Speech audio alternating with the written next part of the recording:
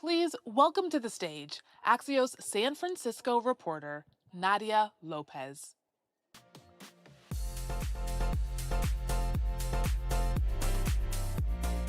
Hello, everyone. Thanks for joining us tonight. We're really excited to have you. We've got a great lineup. I'm Nadia Lopez. I'm one of the co-writers of the Axios San Francisco newsletter. Tonight, we'll be discussing efforts on how to revitalize downtown. If you're watching from home, please make sure to use the hashtag AxiosLive. And if you're with us here in the room tonight, stay afterwards for some networking. So let's get started. I'm pleased to welcome to the stage Matt Lytle from JP Chase for some opening remarks.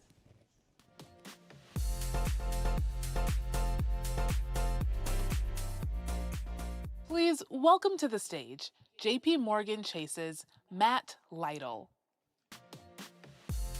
Hello and good evening.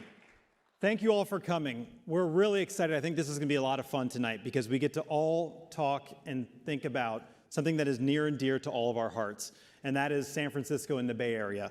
I'm Matt Lytle. I lead our global AI investment banking efforts, as well as chair our market leadership team here in the Bay Area. On behalf of JP Chase and all of my partners, we want to say thank you for coming. And we're excited to host this conversation with Axios and also the U.S. Conference on Mayors on exactly how we can continue the great progress that we're making in San Francisco to revitalize and strengthen this great city that we love. For over 120 years, we have been proud to serve the Bay Area, not just as a financial institution, but as a neighbor to you all in terms of building a vibrant and resilient city. We're investing in San Francisco in both business and philanthropic endeavors. We have contributed over $1 billion to the local economy on a yearly basis. And recently, you may have seen, we have announced a new Bay Area headquarters, the JP Chase Center, which will contribute about $150 million to San Francisco and $450 million to the Bay Area. That also includes hosting our annual healthcare conference here in the city, as well as the JP Chase Corporate Challenge, which we hopefully all of you had a chance to run back in September. Both of those endeavors contribute nearly $100 million of activity to the city. But I would say our commitment to San Francisco goes deeper than just banking. We have nearly 6,000 employees here in the Bay Area. We serve almost 3 million consumers, and we have nearly 300,000 local businesses that we serve. We are a founding partner and the first jersey patch sponsor of the Valkyries, as well as have 20-year naming rights to the Chase Center. And so what we believe is that we can leverage this expertise and these resources, and in working in conjunction with our local and elected officials, that we can really help power a dynamic economy, one that powers our communities, one that creates jobs, that protects our businesses, and at the end of the day, helps families thrive in San Francisco. And so as we zoom in on today's conversation, we really want you all to think about how we can make San Francisco great and how we can help shape the future. Your ideas, your leadership, your partnership is all incredibly valuable to our city's continued success. And so with that, we're excited for today's conversation. We want to thank you for being here, and let's get started.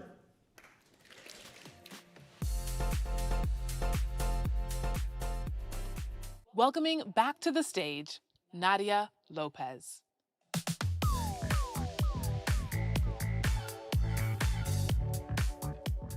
Hello. For our first conversation, I'm pleased to welcome Ned Siegel with the City and County of San Francisco.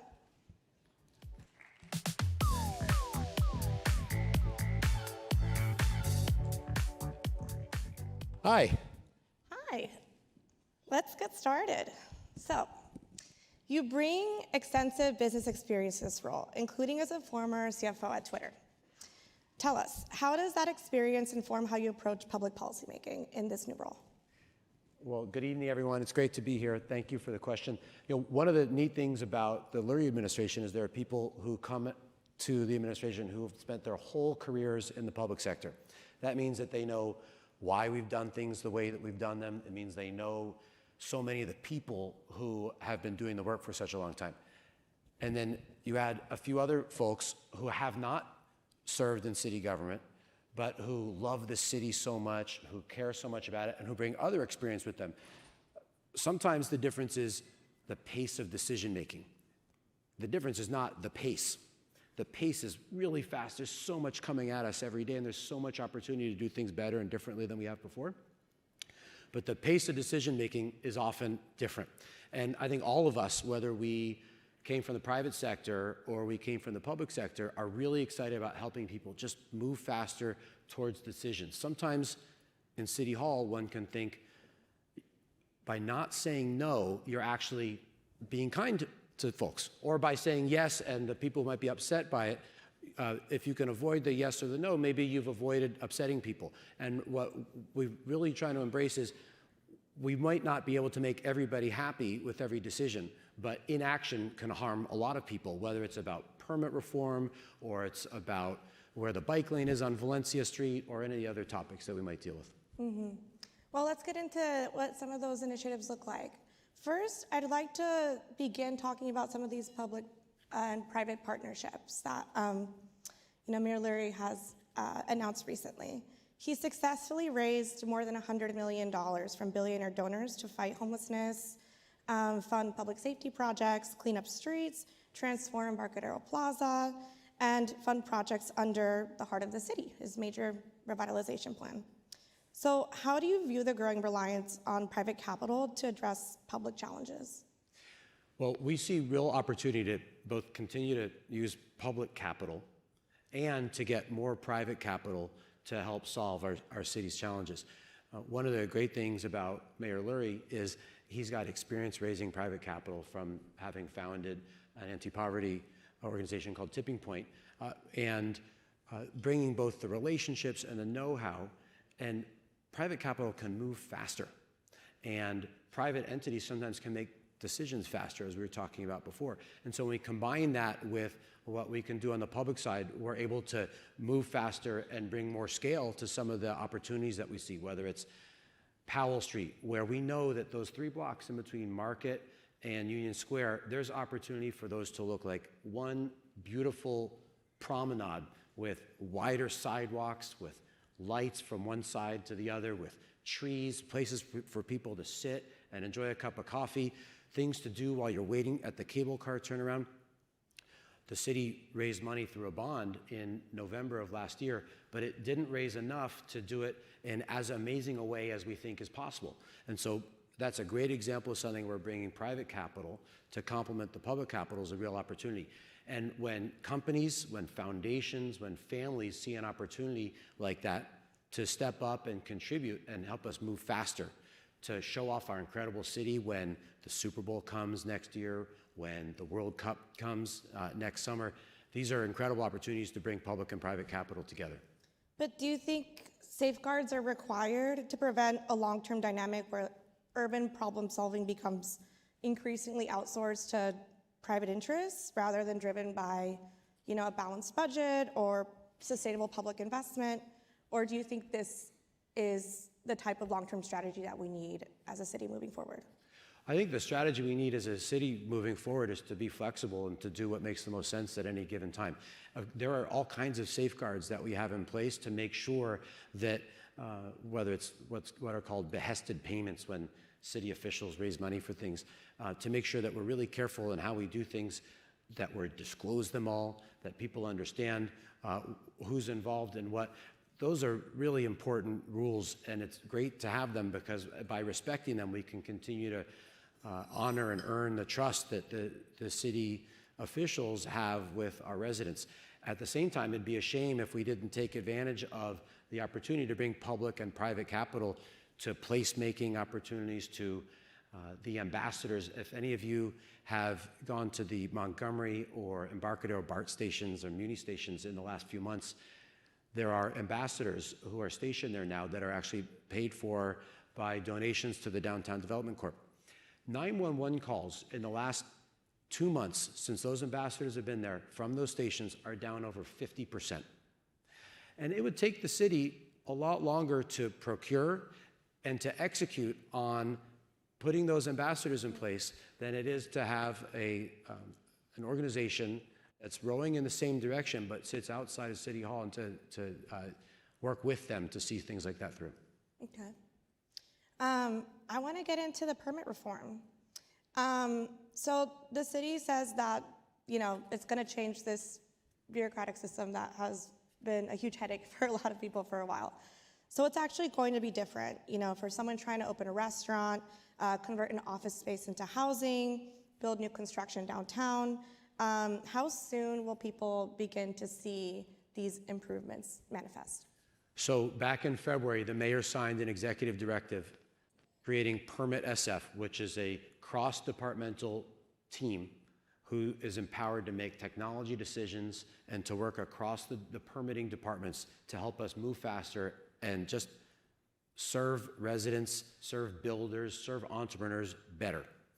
There are so many rules that we put in place that are well-intended, but when you stack them up on top of each other, they can make it really hard for people to do the thing that they're passionate about, whether that's running a restaurant, opening a small business, building a home, adding to their home, or just parking in their driveway. And so every 100 days since that date in February when the executive directive came out, we're putting out, so there have been 2 already, there'll be another one in December, new legislation to make it easier for people to do the things that we want them to do in San Francisco. A couple examples that I'm just really proud of that are both important for what they do, but also for the example they set. We used to ask restaurants to come see us once a year and to pay up to $2,500 a year to put tables and chairs outside their restaurants. Now, the rules are important. Tables and chairs, there has to be space for people to get by. But there are a lot more dangerous things that happen in a restaurant than where they put their tables and chairs. And so we passed legislation to make it so that you just register, you tell us you've got tables and chairs outside, but you don't need to come see us and you don't need to pay us $2,500 a year. That's time back and money back for people who are trying to run a business and serve residents here in San Francisco. That's one I love. A second one I really love is if you have a driveway in San Francisco, not the sidewalk, but a driveway, until just recently, you could be fined $1,500 for parking in your driveway. And that can pit neighbors against neighbors because you have to be notified or for somebody to come out and issue a ticket. And it's preventing you from using space that's really part of your property. And so we passed legislation to make it so that people can now park in their driveways without concern for a fine. These are examples. There are others too around building as well, where when you do these things, it's saying to people, we care about this particular issue, but we also care about making it easier for people. And if we make it easier for people, they'll think about doing more in San Francisco than they would have before. We'll see more restaurants, we'll see more small businesses, we'll see more buildings, because people will think that more is possible than they might have before. So when it comes to those office to housing conversions, we know that these costs can run especially high. And we know that sometimes it can be just as much as demolition or new construction itself.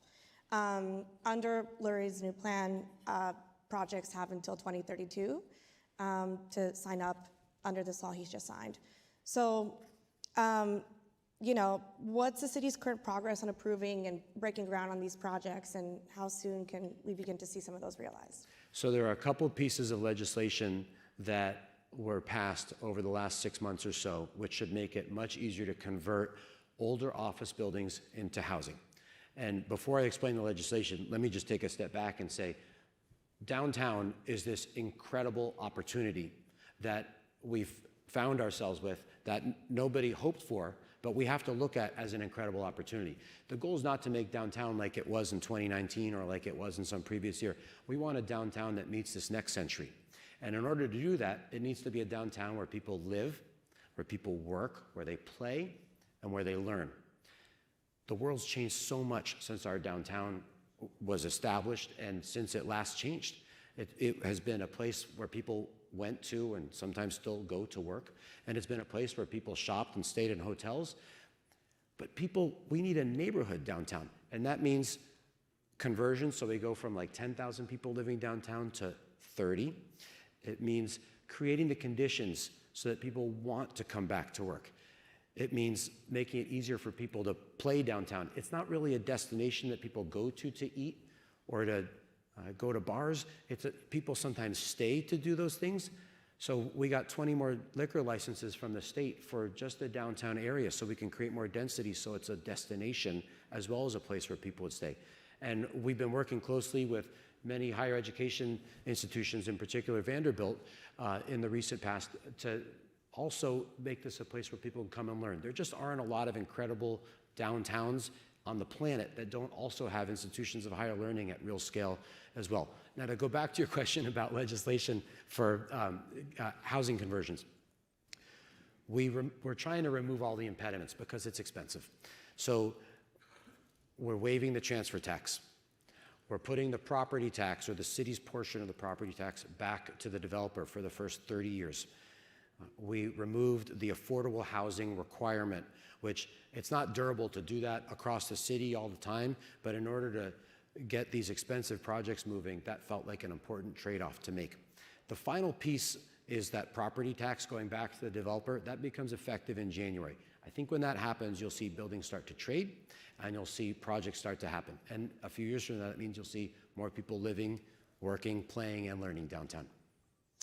I want to ask you about the future of the former Westfield Mall, because you're talking about what it takes to build a neighborhood and to build community, and you need a shopping center that's lively and vibrant to demonstrate that, right? There's evidence that there's appetite for this in San Francisco. We've seen just how much, like Stonestown, for example, has changed for the better. By contrast, the mall in downtown has suffered a really dramatic decline. So what explains this stark contrast? What does it say about the health of downtown presently? And how is the city planning on reviving the site to make it a vibrant corridor again? So the mall is a wonderful microcosm for the opportunity downtown. It's a building that's owned by one entity, that's on land that's owned by two other entities, that is massively underutilized, that was created for a different time.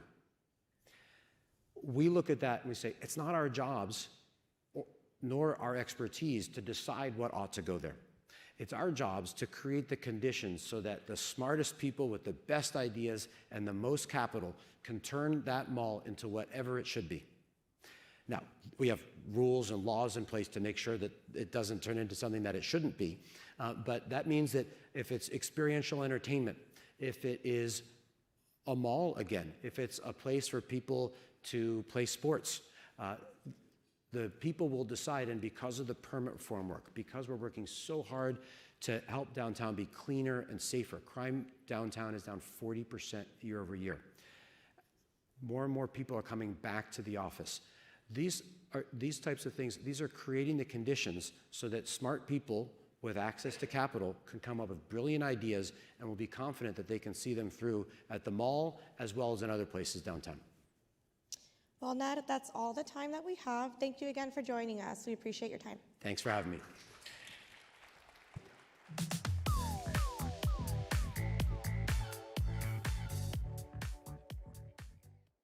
Introducing our View from the Top moderator and Axios publisher, Nicholas Johnston. Good evening, everyone. I'm Nicholas Johnston. I'm the publisher of Axios. Thank you so much for joining us tonight in this awesome space. We're so grateful all of you took the time. Sure, applaud yourself for coming out on a beautiful evening in San Francisco. Also, hugely grateful if you are subscribers to Axios San Francisco. If not, it's not too late. You can still sign up very quickly and supporting our journalism here in San Francisco. We're also hugely grateful to all the support of our partners. Nothing we do at Axios is possible without the support of our partners. These conversations that we convene around the country, the investments we make in local journalism around the country, including right here in San Francisco, none of that's possible without the support of our partners. And so I'm hugely grateful for JP Morgan Chase, who's been with Axios since the very beginning, a long journey, and also taking us on a journey around the country with this Zoom In series in partnership with the U.S. Conference of Mayors, a ton of awesome conversations about solutions for problems in local cities. And so I'm very excited to welcome to the stage from JP Morgan Chase, their global chair, Noah Wintrob. Noah, welcome to the Axios stage. How are you, sir? How you doing, partner? Great to see you. I don't think there's anyone in this room who doesn't know you, but just in case. All these people. I don't know a lot of people. Let's start big picture. Give us a little sense about your role here in San Francisco and why San Francisco is so important. First of all, thank you for coming. Thank you to Axios. Thank you. Right when you launched, you guys came out to the Bay Area and we hosted a tech event for you. And what you guys do is fabulous. The journalism you do is fabulous. Shauna and Nadia locally are fabulous. And Nick, thank you. And thanks for the partnership. So Thank you. We love working with Axios. We think journalism is super important. We think honest information allows us to have a really vibrant local society. And as you look at what you've done and the Standard have done and everybody else, it's been really nice in the city. So thank you. So what do I do for JP Morgan? Yeah. I try to make it as small and local as possible. I want to be a bank that's internationally known and locally respected. And what we do is we succeed when cities succeed and when communities succeed. And so in San Francisco, there's tons of economic activity. And so I started in our investment bank working with technology companies almost 30 years ago. And today, if you just saw Ned, who was just incredible, and it's really inspiring to see someone that you've watched and competed against do the work he does. Yeah. But today, we dedicate a lot of our time, myself personally, to trying to do well by doing good and be committed to how can we build our business in San Francisco, because we are the largest bank in San Francisco and California with 3 million customers, but those customers are people like you and me and those in this room. We have 290,000 small businesses, like the folks that I eat sushi with and the restaurants I go to, and so this is the home game for me. Well, then let's zoom in on that. I love that framing, like a big global bank that's also a local bank a lot. So what are the strategies? How do you succeed in San Francisco? What does it mean to be a great local banker for a community here? You get to know people, and you're there as something, like the thing that about a bank like ours is people, through time immemorial, through good and bad, we're there. We're a fortress institution that is it has a deep responsibility to the country and the communities that we serve. And so we have to always think about this. We also are a highly regulated bank, as you would hope any institution like us is. And so we need to figure out how to deliver locally. In San Francisco, we have a lot of different industries. Business industry started here, jeans and clothing. We have lots of different industries, and technology is a vibrant industry. And so we always have to figure out how to serve the community better. In the last couple of years, we've acquired First Republic Bank, which is a fantastic business, Right. and we're so honored to carry that legacy on. And we have lots of work to do always to continue to do that. So we try to apply the scale and heft of a large institution, but make it available to any individual. But it's also figuring out like which each of these individuals, which each of these businesses need is maybe different from the others, and you only know that by having that personal connection, by knowing the person who's running that coffee shop. I always say there's an institution and an individual. Yeah. And you have to trust the institution, like I trust the city of San Francisco, but I also trust that the mayor and people like Ned and others are going to do a good job for the citizens of San Francisco. We're the same thing. We have to deliver something, but we also have to be really good at what we deliver, and that's what we try to do. So we're here talking about revitalizing downtown. Tell us a little bit why that's such an important issue for you and the bank. Well, a healthy city has a healthy municipal transit system, has a healthy and affordable cost of living, and I believe that San Francisco needs to be competitive. So my theory on San Francisco is, we make babies here. There is no other place on earth that makes as many baby companies as in the technology world that have the chance to transform the world within a mile than San Francisco. Right. And we have tried so hard to kill that industry. If you look at the last 10 years, we've had some ups and downs and some real tough. Revitalize means it was unvitalized. Right. And even in the unvitalized phase, people in San Francisco have a special view of the world and what can be and what's possible. And so what you've seen in the last several years in terms of revitalization is we all know what's possible. And we went through some hard times and we figured out that we needed to really step forward. And I think my mantra has always been, we're the ones we've been waiting for. But as you see people step into it, you're seeing a real lot of hope in San Francisco. Right. And when you tunnel in downtown, which I think is your specific question, so we're at 560 Mission Street. We're committed to being there. We have 3,000 employees in the city of San Francisco. We have branches everywhere. You know all this stuff, but we want the city to be healthy and vibrant. And so our effort now is in making it a more conducive place to do business. And we're committed to working with people like the Downtown Development Corp and amazing organizations that you have to do that. There's a ton of optimism baked into that, it seems like. When you mentioned, if a downtown is struggling, and even then you're able to create all these baby companies. Imagine what could happen when the downtown is thriving. Imagine it seems like that's the frame you're working at. If we can make those kinds of investments, sky's the limit. We have the economic capacity in the city. We need to be competitive to attract people to stay here. We need to make it great for young people to live. We need to make it incredible. We have the next, Larry Baer, the Giants, runs such an excellent organization. He's up next. Like, you're going to hear, we have all these great things to offer. And then we need to give people a place to continue to grow and thrive. And some companies outgrow and need to go into other parts of this amazing country too. So we need to have that system. And we also need to show that we can take the prosperity we have and make it applicable to all the people here. I'm not going to come to San Francisco and not talk about AI. So I do want to make an AI question, but let's frame it in the context of downtown. With the AI boom, a lot of them are opening offices around here. How does that fit into what you see happening in this transformation in the city?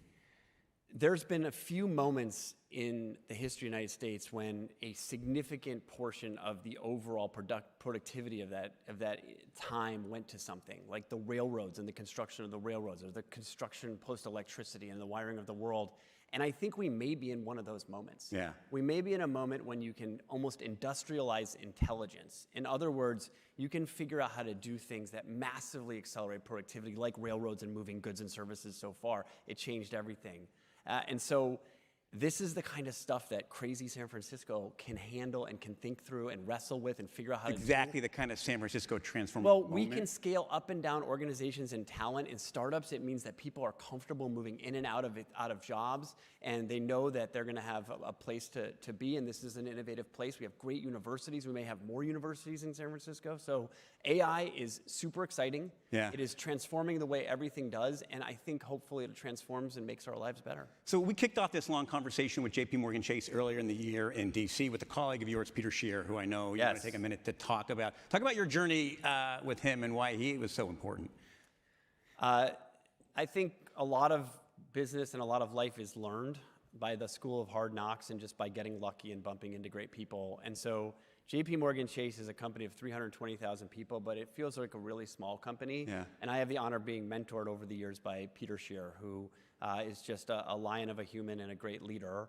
And I was thinking about going into service, and I went through that process with Peter. And when I ultimately decided to stay in San Francisco, Peter said, well, why don't you get involved more locally? And you can do this. And that's how my journey began to do this. And then 2023, he formally asked me to help us drive California, setting up what we just call them working groups, but set up a working group, but really take responsibility for thinking about this problem seriously. And every time that we've gone and said, here's what we're doing, he's always been hand out saying, let's do this. So it's an honor. I work for such amazing partners, and so it's awesome. We can thank him for being on the stage here thank today. Peter for being on the stage. All right, before we run out of time, we're going to end on one fun thing at Axios. That's what we left into our newsletters with. Let's do that on stage, too. Let's end on one San Francisco thing. Give me your perfect San Francisco day. What's the one thing I should go do before I go to the airport tomorrow? Come on. What's great? I'm here for JP Morgan, right? And I'm kind of like, everybody knows me, they know JP Morgan. So like, I gotta tell my story, but I will drink coffee from Blue Bottle Coffee. I met the founder of Blue Bottle Coffee and the owner, and we ended up working with them, and then we ultimately sold them to Nestle, who's done a fabulous job. So I would start with Blue Bottle Coffee. All right. My perfect day would be involved sending my kids to school. It's something I've done. Now I have 3 children, and they're getting older, but the perfect day would be dropping them off when they're young, because I miss those times, and I really love them. I would probably have lunch at K-Fico, because that's an amazing Chase client. All right. And I love what he's doing, and I also think the food's awesome, and I think those things go hand in hand. I would definitely go to a Warriors game, because that's at the Chase Center. All right. And I would stop at the JP This Morgan is on Club. brand, man. No, I'm a runner.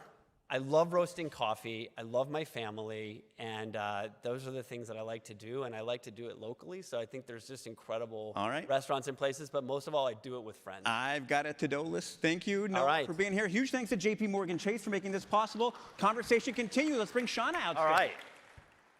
Thanks, Barbara.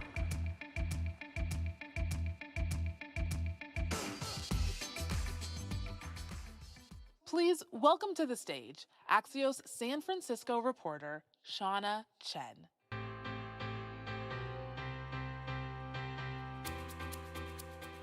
Hi, everyone. Thank you so much for being here. I gotta say, per the earlier conversation, I am more of a feels girl, but you know, Blue Bottle's pretty good. Blue Bottle's pretty good. Thank you again for being here. We've got another round of amazing conversations left. So without further ado, I'd like to welcome our next guest. She's the Chief Policy Officer at SPUR, one of the top policy think tanks in San Francisco. Please welcome Sujata Srivastava.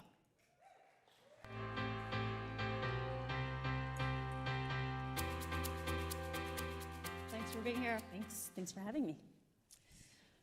All right, so obviously this is a topic you all have been studying for a long time. We are a few years out now from the pandemic, so let's start with what's going well and what's not going well from a policy standpoint. Well, from a policy standpoint, a lot of it has to do with just the narrative of San Francisco, and that I think has really changed in the last year, year and a half, where you start seeing a lot more positive stories about the city, and partly that's because of the positive changes that have happened on the ground. So you see more people returning to the office, some more tourism and convention business starting to come back, and then some of the public policy interventions that have been put into place, like events, creating more opportunities for pop-up businesses. All of that is kind of generating a sense of, okay, San Francisco is on the rebound. But all of this is going to take a long time. So office vacancy rates, I think, are still at 34%. You still have a lot of vacant storefronts. And so I think there's still a longer-term set of solutions that need to be put into place to really create that transformational change that we'd like to see. Got it. So long-term transformational change, what would you say are some of the top policy kind of initiatives that need to be put in place? Yeah, so one of them is really creating more opportunities for different kinds of uses downtown. So we have been doing a lot of work on office to residential conversions, not because that's going to solve our housing crisis, but because we think it's a great opportunity to revitalize downtown and create workforce housing and affordable housing. Some of that work has been done, and now it's really just a matter of the market responding to those interventions. Another one is we really have to make sure that our transit operators can continue to be sustainable. There's a huge funding need in the short term, and in the longer term, there's a business model change that we can talk about a little bit later that needs to happen so that transit is really essential for downtown. And then third, I think we need a different kind of approach to public-private partnerships in San Francisco, where there are new tools and new governance structures that enable the kinds of investments that are needed to really catalyze those transformational projects. There are a lot of examples of that in Denver, in New York, in Philadelphia, of these entities that are really focused on downtown and can really create a lot more opportunities for public and private investment. Jumped a couple of questions, jumping around, huh? You answered a lot, actually, of what I was planning to ask, but I think one of the first things we can touch on is the multiple different kind of steps the city has taken to attract foot traffic downtown. As you mentioned, office to housing conversions, we've had a lot of block parties, Vacant to Vibrant is another program that's seen a lot of success. How would you evaluate the efficacy of these programs? I think it's great to give people more reasons to be downtown than just work, especially as we're kind of seeing a 3-day work week for most office workers right now. So I think that having other reasons to be downtown or stay longer or attract tourists. I mean, it's interesting to me when I go to Bon Grand Beats or First Thursdays downtown, how many people are from other cities in the Bay Area that are coming to downtown San Francisco because they just want to have a good time. It's a big event, yeah. So I think it's great for just having that, thinking of downtown as more than just an office hub. I think, though, that there are some limitations to just having an events-based strategy. We do need to think about what are the more permanent ways that we're going to create those structural changes that allow for more housing, allow for better connectivity to the neighborhoods so that, growth in the neighborhoods is being felt downtown and vice versa. Chinatown, for example, really needs downtown office workers to thrive. And office workers enjoy the opportunity of being able to visit Chinatown. So I think that kind of mutual benefit of downtown and the neighborhoods needs to be a little bit strengthened too. Yeah, totally agree. Chinatown was one of the highlights when we were growing up here. So You've talked a little bit about rethinking office building uses, importance of diversifying the types of programming we see. We've seen events, talked a little bit about that. Let's get into some of the business programs. With Vacant to Vibrant, the city kind of brought a new pop-up model that did really well downtown, and now we're seeing other neighborhoods kind of do a similar version. So how do we make sure that while we're scaling it up, we are also maintaining its impact? Yeah, I mean, what's great about Vacant to Vibrant is that it does two things. It kind of helps with the perception because you don't have the vacant storefront, so you create a more attractive environment. And it also is creating opportunities for entrepreneurs to have a location downtown and making it less costly and easier for them to open a business. To be able to kind of scale from that success, I mean, luckily a lot of those businesses have been able to then convert their short-term pop-up into a permanent lease. And that's what you want to see. You also want to see it with like some of the artists that have been able to participate in Vacant to Vibrant. It's not just cafes and restaurants. It's a wide variety of different kinds of things that we'd like to see downtown. Now we can see that property owners see the benefit of it. Anecdotally, we've heard that having that ground floor occupied means it's easier to lease the upper floors. It's easier to attract tenants to their buildings. So now I feel like the model has to be a combination of private sector participation. So property owners seeing the benefit of discounting the leases in those ground floor spaces, some philanthropic investment, which we've already started to see, and those lower interest loans and other kinds of financing tools that make it easier for small businesses to operate. And then the city has its part to do with things like streamlining permitting, making fees, big topic, making fees less of a barrier for small businesses. We did a study that showed that a food truck has to go through 44 steps to get a permit and interact with 7 or 8 different agencies. It shouldn't be that difficult. Most small business owners aren't set up to do that. And so the extent to which you can remove some of those barriers, these are all kinds of structural changes that I think can help you scale up a program like Vacant to Vibrant. Yeah, the permitting process is notoriously long in San Francisco, so I think that's definitely something on a lot of small business owners' minds as well. So you've written before that city leaders must let go of the pre-pandemic version of downtown and embrace a new vision. For you, what does that new vision look like? Are there other structural governance changes that need to happen? Yeah, I mean, part of why we wrote that is because I think people romanticize how wonderful downtown was pre-pandemic or how wonderful San Francisco was, but it was not affordable for a lot of small businesses. It was not affordable for a lot of residents. There was a lot of traffic congestion. There were a lot of other issues and it was a bit of a monoculture in terms of just like having a lot of tech office concentration and not a lot of other types of things. So if you flip that around, I think the future vision we'd like to see is a downtown that's really much more inclusive of different kinds of uses, that is much more welcoming to different folks of different income levels and different businesses, and also, has the transit access that's already there is something that's really an asset for being able to create all of that density of uses and a mix of things. I think in terms of governance changes, we've really been thinking a lot about what kind of entity is needed to be able to implement that longer term vision. Entities as in? As like a public-private type of organization, sort of something that's independent of the city, but can still access some of the city's funding and financing resources and combine them with the private sector. So in most cities, they have something like what we used to have in California, which were redevelopment agencies. Right. And these were sort of independent agencies. They were enabled by state legislation and they were accountable to the public, but they were able to act much more entrepreneurial to offer certain kinds of incentives and do much more business attraction types of activities, do more of the marketing, having that expertise of like being able to put deals together. So if you're confronted with something like the Westfield Mall, which is a huge challenge, you have an entity that's really thinking about, okay, how are we going to transform that and be proactive about it and not just rely on the property owners to gradually come to something that pencils out.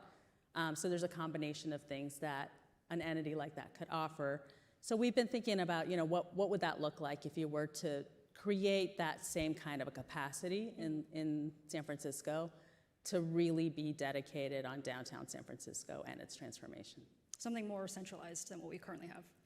Right, and something that could generate some resources to be able to address some of the affordability needs that we have, to be able to put in some of the other kinds of necessary things that make a downtown feel inclusive and whole. Yeah, we talked a little bit about the tech component from previous years. Now we're kind of entering a new era with the AI boom. And as we know, the 996 work week is very popular here. So when it comes to thinking about affordability and then also thinking about the larger downtown ecosystem, how do you foresee that altering things? Yeah, I mean, I think Noah spoke earlier about just how exciting it is to see this AI boom in San Francisco and being the hub of that. And I think it's been a really great driver for leasing activity, especially in some of those higher end buildings. You're seeing them really being the ones that are taking up new space. Yeah. And that's great for the city. I do think that we have to be cautious about not creating the same pattern that existed before, where we're relying primarily on one sector to be able to drive the economic recovery. To the extent that AI can also generate other types of investments or partnerships with universities and partnerships with other small businesses or those kinds of other secondary effects, I think that could be really much more impactful for San Francisco than just a few startup firms taking up a few 100,000 square feet of space. Right. Yeah, that kind of goes back to what we were talking about with the diverse portfolio. And then lastly, in terms of transportation, obviously there's a huge deficit with funding, as you mentioned.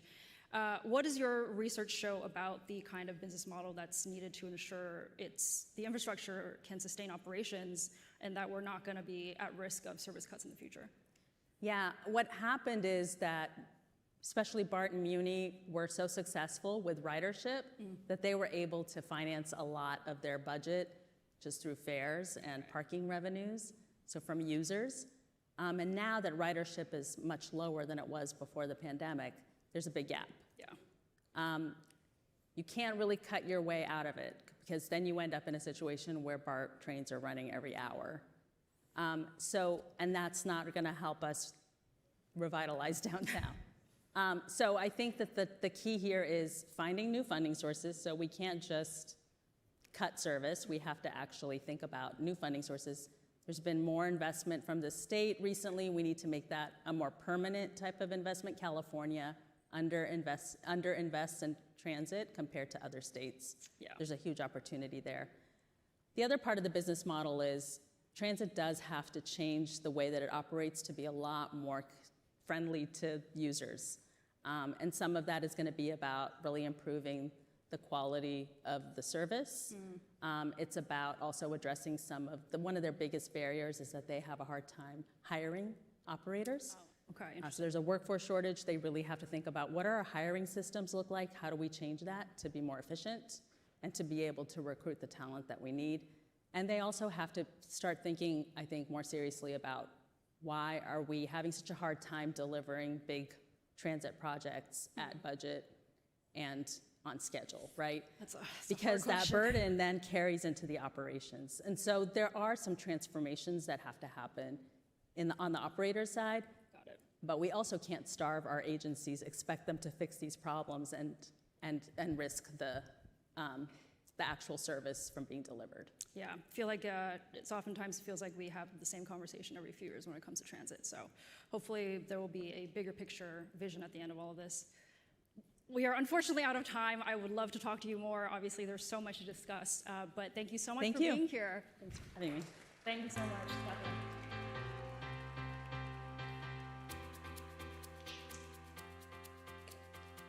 All right, so we have a final guest of the evening. His name is one that's very familiar, especially to Giants fans. We've got the San Francisco Giants CEO and President, Larry Baer. Please welcome him to the stage.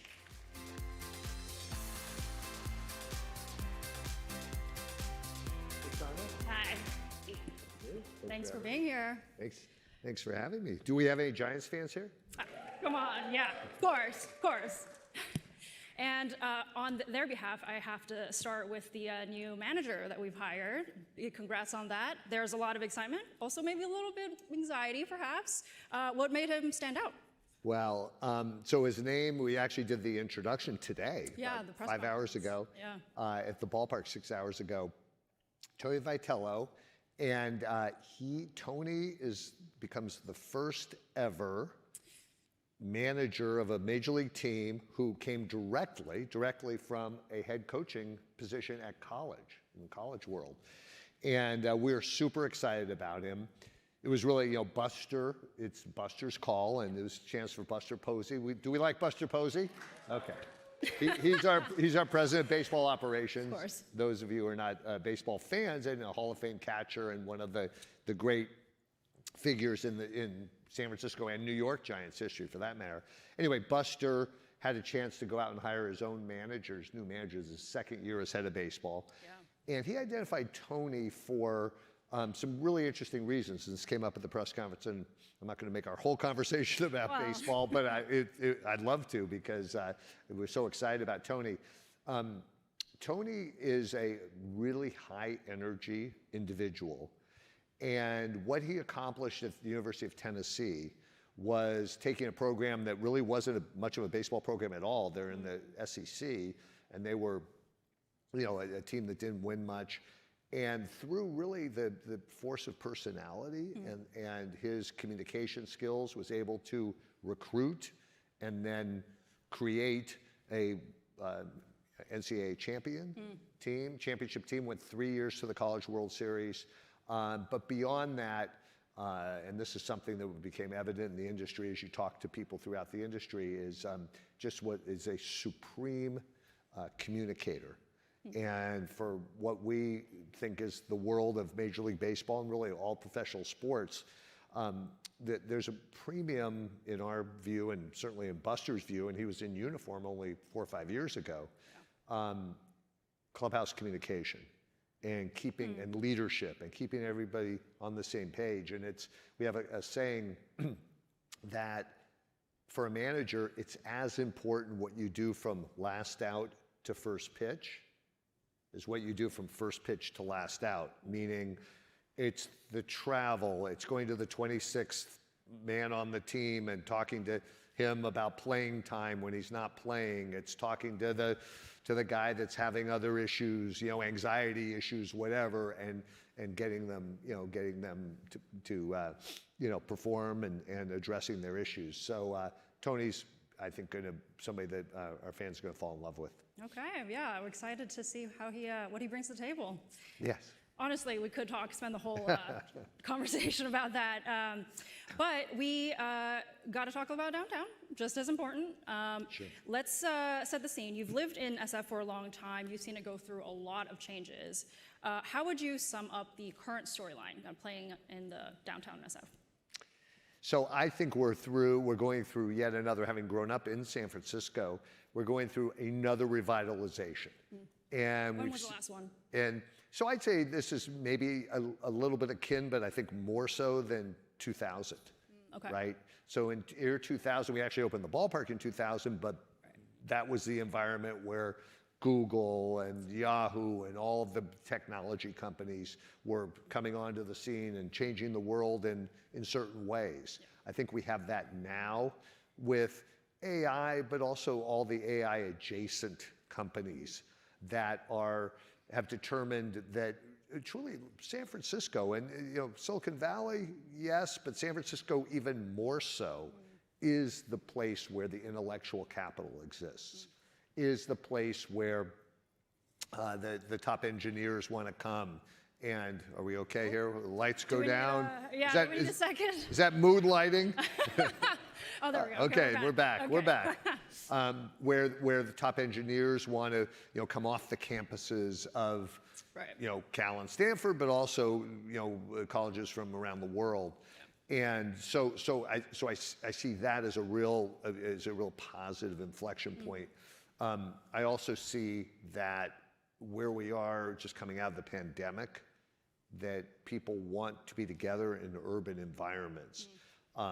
We have a project called Mission Rock, and our mantra, and I think this is becoming more and more part of urban planning, and I think San Francisco is a perfect, sort of exhibit A for this, is live, work, play.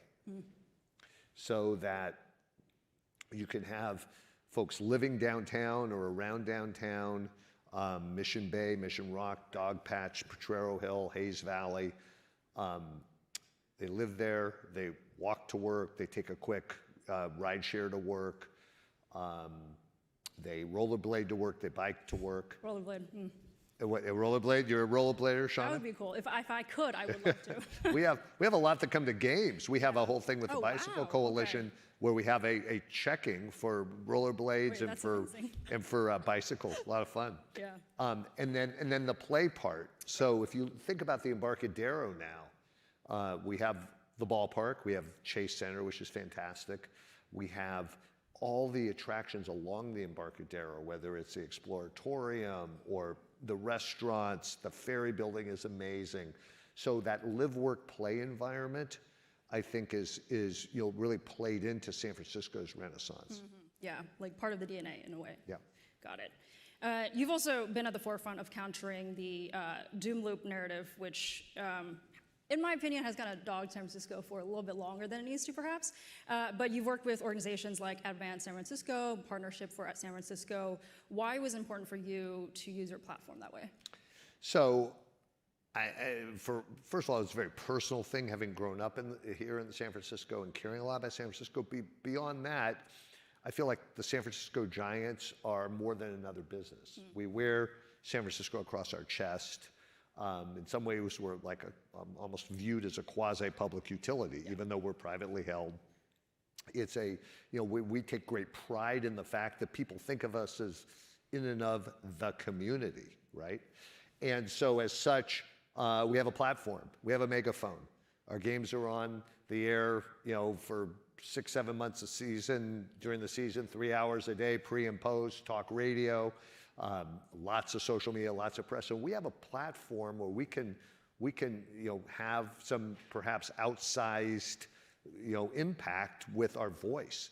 And the other thing, and I referenced the pandemic a second ago, there's such a need for a sense of community coming out of, I think we were all frustrated, lonely, et cetera, being separated from each other. And a ballpark is a way to bring people together and convene. And with downtown impacted by the pandemic, I think we can be, the Giants can really play a role in reconvening the community. Yeah, I totally agree. Yeah, I feel like it's always fun to go to games, and especially so just like milling around and getting all the food and seeing what people are eating. Garlic fries or crab sandwiches or hot dogs? Garlic fries. There we always, go. Okay.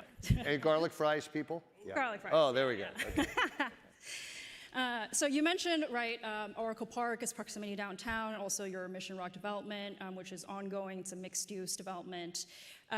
How can we leverage big brands like the Giants to help diversify the types of activities that we see downtown? You've also talked about sports as a civic catalyst, which I think is an interesting term.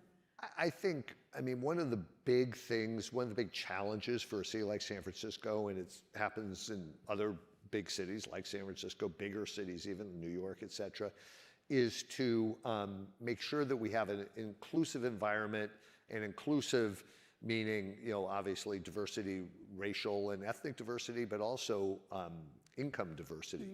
So in our Mission Rock project, it's 40% affordable housing, and the affordability scales, part of it is, people that are on lower fixed incomes, but also workforce.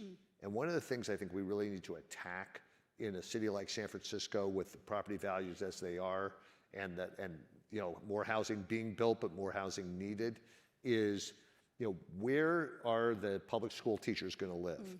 Where are the nurses at UCSF or CPMC or St. Mary's going to live? Where are the police and fire fighters going to live? And we need to find ways to create workforce housing, subsidized workforce housing. So a big part of our project and other projects is to create that workforce housing, which is a big need for San Francisco, and that's part of the diversity. So I think economic diversity is really important. We can't be a city where it's just the folks at the higher end of the spectrum, because that's not going to work with all the institutions that we need and all the employment we need. Yeah, that's definitely an ongoing conversation, especially as Sujata mentioned with the kind of AI boom happening. Moving on to a separate topic, we saw an incredible amount of activity driven by sporting events this year, especially with the NBA All-Star Game. We've got the Super Bowl coming up. We've got the World Cup matches next year. How can the city capitalize on these events to not only draw tourists and boost economic activity, but really ensure that even like residents who are coming out for these events are returning on a more regular basis? I think that's really important. So in part when we have these big events, so whether it's the Super Bowl, which is going to be in Santa Clara, World Cup's going to be in Santa Clara as well. The NBA All-Star Game was here. We have all of the Giants games here. I'm going to be very bold and say we'll host a World Series this year, next year too. We'll add that. Okay, all right. Cheers to that, yeah. I think what's important is not everybody, is going to be able to be in the 40,000 that are in the ballpark or the 70,000 that are in in Levi's, but everybody can participate in other ways. So we're doing a fan fest this year. We'll be doing this coming year for the World Cup. We'll also be hosting various events tied into the Super Bowl in San Francisco. And what's a fan fest? That's a chance for kids to come and play games and absorb the environment of the Super Bowl or the World Cup. Or we did this with the Major League Baseball All-Star Game when we hosted here in 2007. And so I think to have community events to rally around these big activities. You have watch parties, and where everybody gets together. The Warriors do watch parties for away games, and so it could be free, it could be a nominal amount, but you feel part of it. I think I used to take the bus to Candlestick with my dad to watch Willie Mays and Willie McCovey and all the greats that played for the Giants in that era, and the experience for me started, and part of the experience was just getting on the bus and wearing, a Giants hat and a jacket, and everybody with their bells and whistles and rooting. So there's a community aspect to it, even if you're not at the ballpark. Right. I think we saw that a lot this year too with the Valkyries first season. Yes. Just the lavender everywhere. So it was pretty amazing to see. And we've got the now potential pro women's baseball team. I saw. I think that's really exciting. We want to learn more about that. We've had a few overtures about getting involved with the women's pro baseball team. So super exciting. Want to learn more about that. The other thing that is great is the number of music events that are happening. Some of them, we've done some free music events at the Mission Rock, the China Basin Park at Mission Rock. The city has staged some free events at the Civic Center Plaza for music. And music is, we see music and sports and food, culture, it's all really part of the fabric of a city. There's been all these initiatives where there's been the First Thursday events, the East Cut events. All of that is really we're all in the same universe of bringing people together, and most of those events are no charge, right? It's basically donated food and beverage to get people involved. Yeah, definitely. Just to end things on a lighter note, what would you say are some of the most memorable moments you've had downtown with fans or players? Well, I think, this may be kind of an obvious one, but it was very emotional for me. When we did win the championships in 10, 12, and 14, and in 2010, the first one, I was sitting on the stage at City Hall, and I was sitting next to Brian Sabian, who was our longtime general manager, brilliant baseball guy, heart of gold, very tough, on the outside. He was, he's a very, serious baseball person. On the inside, heart of gold, mush. And he had been with the Yankees, had recruited, signed Derek Jeter and Mariano Rivera at the Yankees, and came over and did the same thing with us, with Tim Lincecum and Madison Bumgarner and Buster Posey, et cetera. Anyway, we're sitting there in 2010, and we're sitting on the stage, and there's people as far as you can see. And he leaned over to me with tears in his eyes and said, you know, this is much more than winning and losing games. This is about families having shared experiences.